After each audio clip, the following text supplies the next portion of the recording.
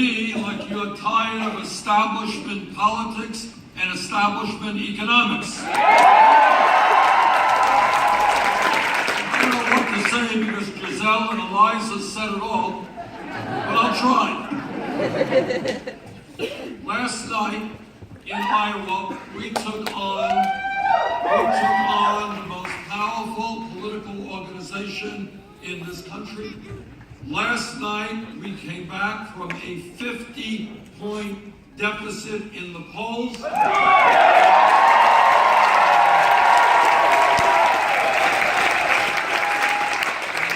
night, we began the political revolution, not just in Iowa, not just in New Hampshire, but all over this country.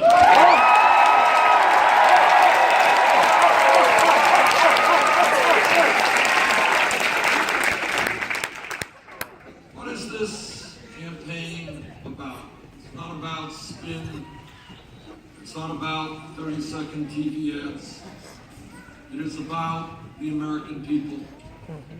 It is about the woman I met in New Hampshire a number of months ago who said, Bernie, I am not just paying off my daughter's student debt, I'm paying off my student debt as well.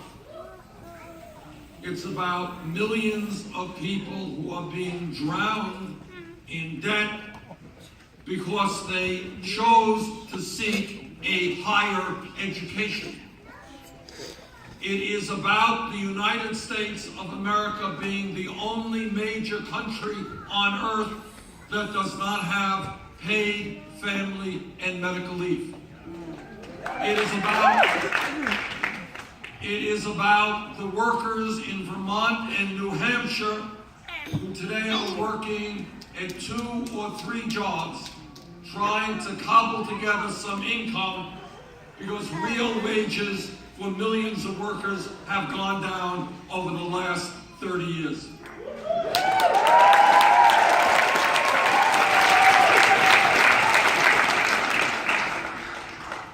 It is about a rigged economy when elderly folks and working families are struggling to keep their heads above water economically, while almost all new income and wealth is going to the top 1%.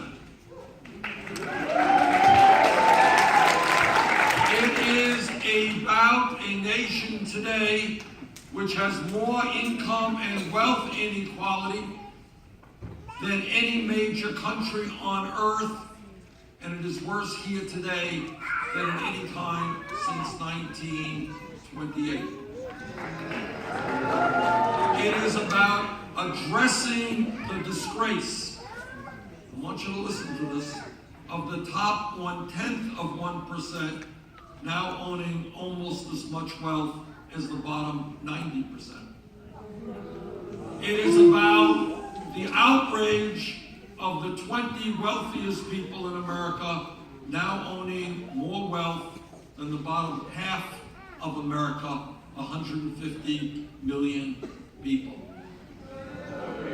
It is about the unacceptability of one family, the Walton family of Walmart, owning more wealth than the bottom 40%.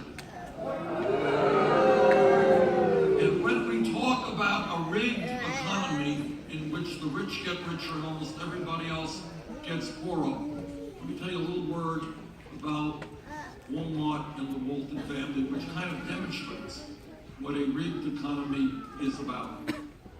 Today, Walmart is the largest private sector employer in America. Yet many of their employees are forced to go on food stamps, Medicaid, and subsidized housing that you pay for through your taxes because the Walton family refuses to pay their workers a living wage.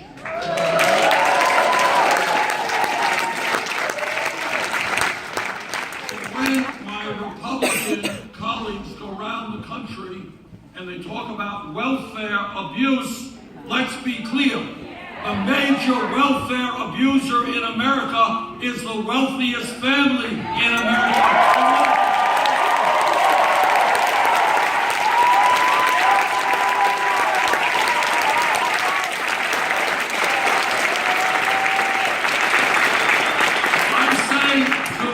Walton family, get off of welfare, pay your workers a living wage.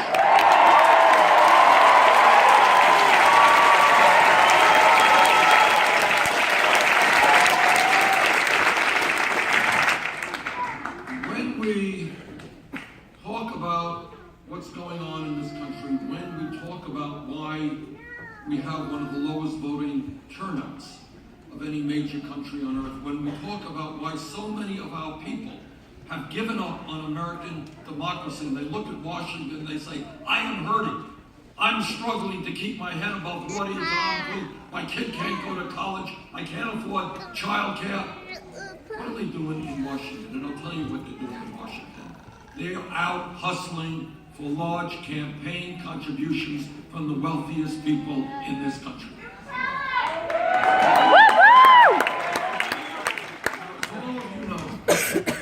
6 years ago, as a result of one of the most disastrous Supreme Court decisions in history, Citizens United case, what the Supreme Court said by a 5-4 decision, what they said to the wealthiest people in this country, to the billionaires, to corporate America, they said, you guys already own much of our economy. Now we're going to give you the opportunity to buy the United States government. And that is precisely what they are trying to do right now.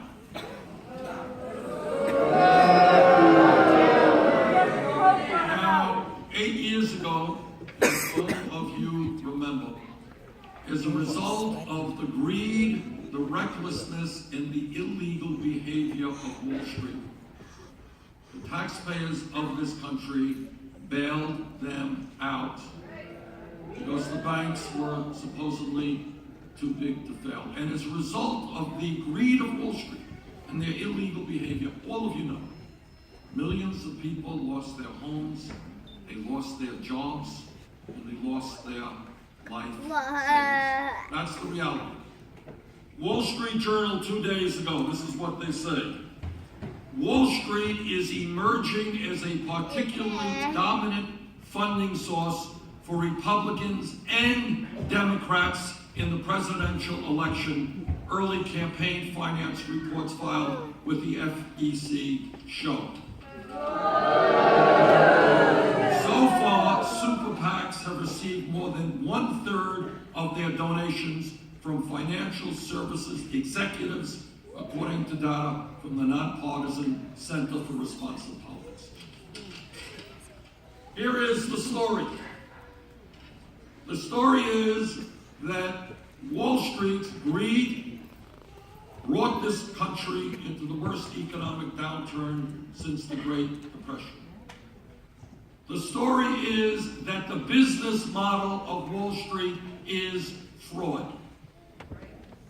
The story is that Wall Street has unlimited sums of money to spend in any way they want, including campaign contributions and speakers' fees. Let me tell you a story right now that really exemplifies everything that this campaign is about and why we need a political revolution. A couple of weeks ago, some of you may have noted, it got some attention, not a whole lot of media attention. Goldman Sachs is one of the large financial institutions on Wall Street, was one of those institutions that helped destroy the American economy. Goldman Sachs reached a settlement with the United States government for over $5 billion. And they reached that settlement because they were defrauding the American people and selling worthless packages of subprime mortgage loans. Okay, that's the agreement that they reached. Now, I want to tell you what goes on in government and why the American people want a political revolution. This one particular firm, over the last 25 years, has been a powerhouse in politics. Not just that they make enormous amounts of campaign contributions, they are part of the revolving door of Wall Street to Washington. That means that Wall Street executives go into government, do the service of Wall Street, and then go back to Wall Street. In the last 25 years, Goldman Sachs has provided a Democratic and Republican administration with secretaries of the Treasury and dozens of other high-ranking officials. 2 years ago, the CEO of Goldman Sachs, who himself is a billionaire, came to Washington and he said, you know what? You in Congress are going to have to cut Social Security, Medicare, and Medicaid and give huge tax breaks to the wealthy and the large corporations. Now, here is the other side. When we talk about a rigged economy, this is a rigged economy. When you talk about a corrupt campaign finance system, this is a corrupt campaign finance system with Wall Street putting all kinds of money into Republican and Democratic candidates. And when you talk about a broken criminal justice system, here's where you are. And this is why the American people are so angry. Some kid gets picked up in New Hampshire today for possessing marijuana. That kid will have a police record that will stay with him for his entire life. But if you are a Wall Street banker whose illegal behavior destroyed the lives of millions of people, nobody will prosecute you.